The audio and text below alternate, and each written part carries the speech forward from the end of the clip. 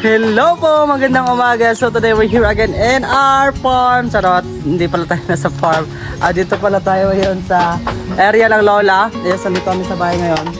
Wala mother, bumaba ako dahil tutulong tayo sa stepfather ko na tawag na mag-arrange ng nyog. Nakikita nyo naman sa likod ko ngayon. Na stepfather ko ng nyog. Yung nyog na to is galing doon sa namin sa farm namin, and ngayon na yung day na kailangan siya pugunin or hakutin na siya dito.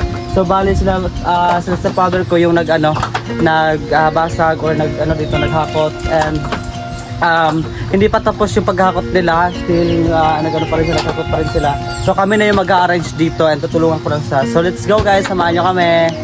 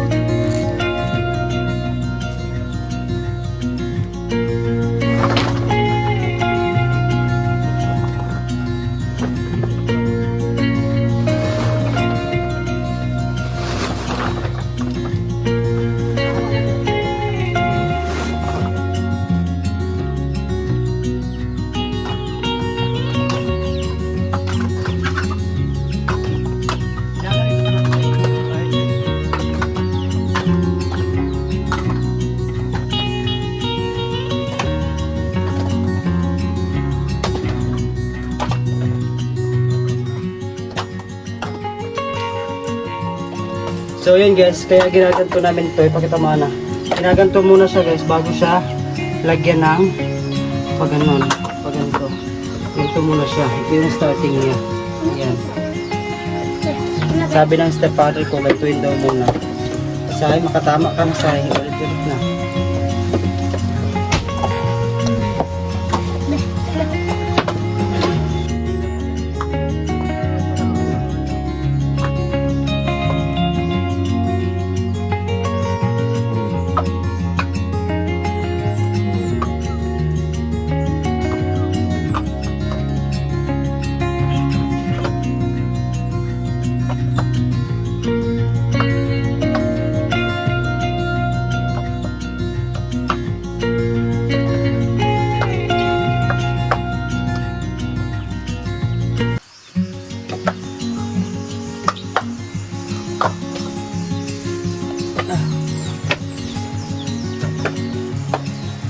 So yun guys, sa wakas natapos na namin yung first batch na nilagay namin dito, and ito na yung natirang space. So ito yung pakita mo dito ito na yung natapos namin, dalawa kami ni Ana, and still naghahakot pa rin sila para sa ilagay natin dito. Hindi pala madali talaga yung magganto. So ngayon alam ko na yung gaano kapagod pag mag ng nyog, handle ng nyog, kung paano siya i-process. So yun po. Dahil tapos na muna kami dito guys, ayan. And yung muna tayo doon kila mother kung ano yung ginagawa ni mother. Baka nagluto na si mother ng ulam para sa tanghalian. And dahil wala pang nyog dito, and iintayin ko rin yung stepfather ko na kapaghatot ng nyog. So babalik lang tayo dito mamaya. So uwi muna tayo sa bahay. So ayan, ang ganda ng bahay. So ito yung bahay ni lolo dati guys. Nagpagawa talaga nito bahay nito isang lolo ko. Ayan, so this one is sobrang tagal na nito. Balik katulad dito yun sa akin, binalatan din to. Ayan, kaya ganyan. Sobrang tagal na rin talaga yan. And itong kubo na to, bago lang to namin pinagawa. Mga 1 year siguro. Ganun. Mama! What are you doing there? Hanggang sana ka? Luto nakagulay. At tanawad ako be? Free daw. Ano na siya, day? Ano na siya? Isulog, tinapa? Perfect yung simong gulay, girl. Ha? Sabuan, hindi mo siya? So yun guys, magta-thank you po talaga ako sa aming mga kapitbahay na sobrang babait sa amin dahil ayan, binigyan tayo ng isang gantong sitaw. Saan galing ito, Madir? Kay Tio? Ha? Ito yung regalin? Yan, nag-libre. May bayad? Oo, perfect. Kadako. Ha? Kadako siya gihatag. Ah, ano ba namin? Recreate ko ang ate Jojo niyo. Yuan. So, bait na aming kapitbahay guys, sobrang bait niya kasi nabibigyan tayo ng gulay. Ito is good to para sa amin. Mother, ano sa'yo ba ito ni Mother? Ay, hapa pala yun. So yun guys, kumakain na kami. Ang ulam namin is ayan, malaking pansit, udong, tsaka with tinapa and gabi. Ayan, kain po. Kakatapos lang din namin maglagay ng nyog. So babalik na naman kami mamaya. Guys, ito na yung bagong dating and ito yung natapos namin kanina. So ito pa yung iba. Ayan. So ang kabuhang nyog na harvest namin doon or na cropping is 2,100 lahat kabuhan ito. Ayan.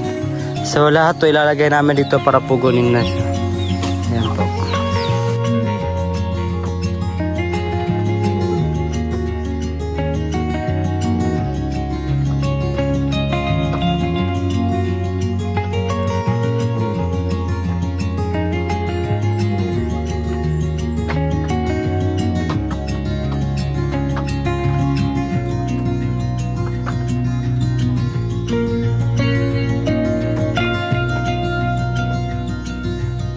Ayan po, malapit na namin mapuno. So bali kung hindi uulan ngayon, bali ano to, pupugin nila ngayon. Pero kung umulan, hindi ito tuloy tomorrow na. And ang mother is naglilipat ng mga hayop kasi paulan na. Ma, asa na magibutang ma? Ano naman na siya dira? Masagsagbot eh, masaging kaon nila. Sib-sib din na siya, girl. Ayan.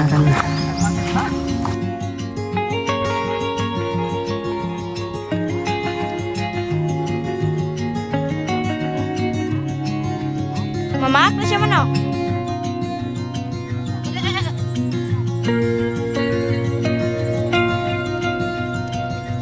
So yan po, nagpugon na sila o gumawa na sila ng apoy para maluto na tong kopras na to o nyog. Ayan, pantay na siya. So here naman na side is ayan. Ayan po. Hindi ka na mapain. Dili mo po lang mapalit o dili pain.